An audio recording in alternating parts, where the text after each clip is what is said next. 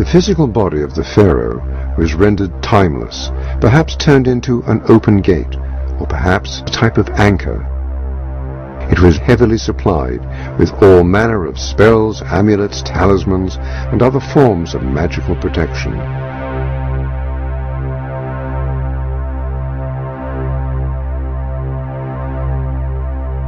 The strange practice of mummification still holds many mysteries.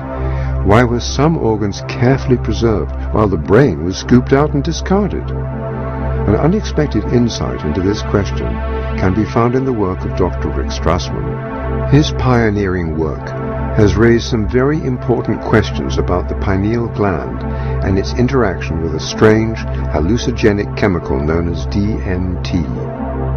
Could the interaction of these two components be the seat of consciousness? Could it in fact be the gate through which we enter and leave each new life?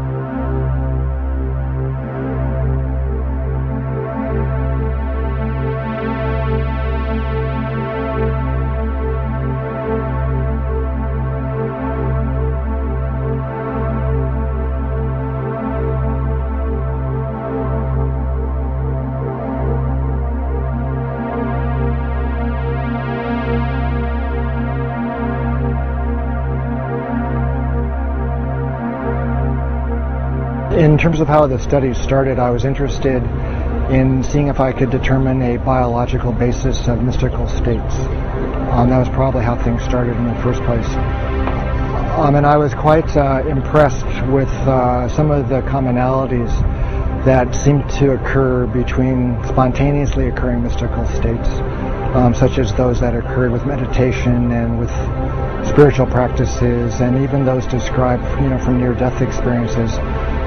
Quite a few of those descriptions seem quite comparable to descriptions of people on large doses of psychedelic drugs. And so I started to think about the possibility of some kind of compound in the brain with psychedelic properties that could be underlying some of these spontaneous experiences. I began becoming interested in the pineal gland as a possible source of some kind of psychedelic chemical in the brain. It's an extremely mysterious organ. It's quite small.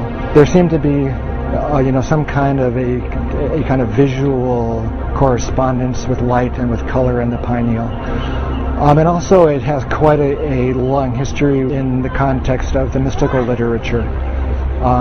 It's been described as the third eye and as the crown chakra, those kinds of things. And it's spoken of as being activated when people attain quite high mystical states.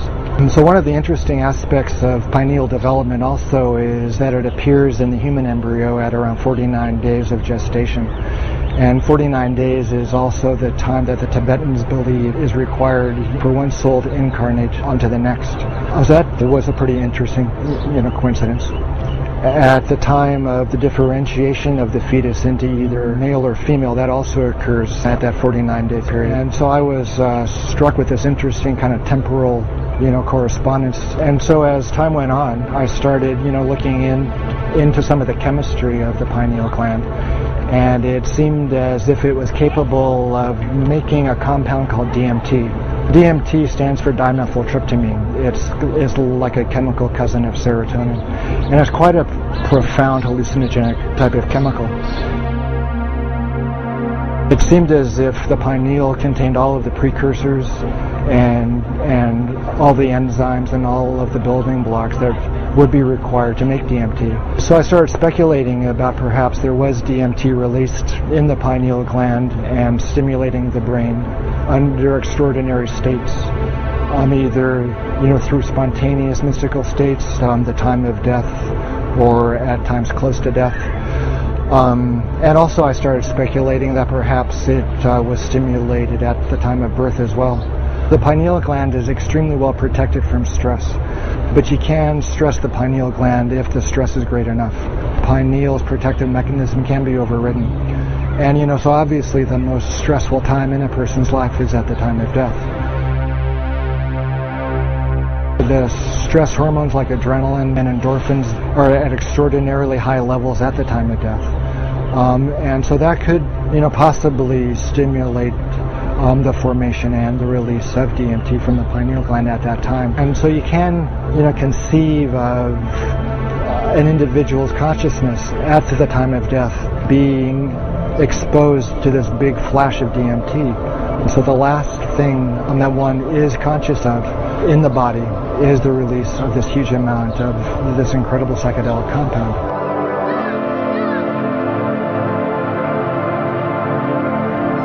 During his testing, Strassman discovered that abnormal levels of the chemical DMT triggered states of consciousness that closely paralleled common experiences of an afterlife. Well, that's true. Almost everybody experienced an extremely profound, an extremely unmistakable separation of their body and their consciousness from each other. DMT at higher levels acted as a type of catalyst for near-death experiences. In fact, it seemed to actually induce the machinery of the afterlife to swing into motion. I suppose one of the most unexpected aspects of the study's results was the frequency with which people described a kind of contact with these intelligent kinds of entities that were conscious of them and interacted with the volunteers in this quite strange space.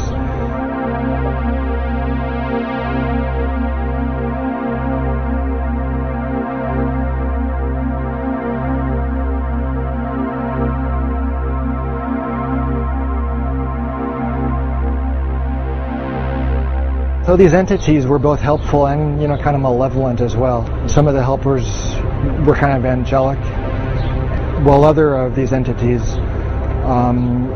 were kind of malignant and threatening. And actually a handful of the volunteers experienced, some traumatic encounters with these entities.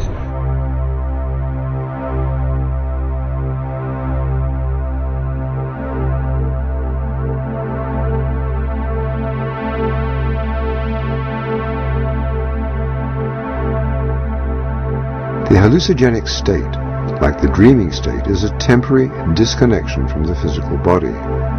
The dreamer becomes a discarnate intelligence, traversing higher realms, no longer bound to the restrictions of time and the standard laws of physics. DMT is, kind of a portal, or, kind of a door for the transport of the spirit out of the body, it appears to me. In some ways, the occurrence of DMT in our brains, in our bloodstream, is kind of validation of a spiritual reality in quite a few ways. Could this strange chemical be offering us a window into events to come in the afterlife? The frequent appearance of helpers or assistants to ease us through the transition to other planes of existence suggests at least a strong parallel with funerary and afterlife traditions throughout history. The discovery of the unusual properties of the pineal gland illuminate the many strange references to this most mysterious part of the brain. In strange and unexpected ways, the temples demonstrated a special emphasis on the pineal gland and its role as the intermediary between mind and body, the seat of consciousness, and possibly the gateway into and out of life. The results suggested that the mysterious pineal gland may be linked to the mechanism through which we enter and leave our physical bodies. Could this have been the reason that the brain of the deceased pharaoh was removed? Was the pineal a kind of link or bridge or tether between the physical mummified body and the consciousness? From the very beginning of time, we see evidence of a science that described and somehow aided the transition of consciousness from a material existence to existence on a higher plane. It appears as though this science used as its training ground the realm of dreams. The everyday act of dreaming may be a much more mysterious activity than most imagine. It may be a portent of things to come in the afterlife. The strange state of consciousness that one achieves during lucid dreaming might be the secret ability that opens doors in the afterlife.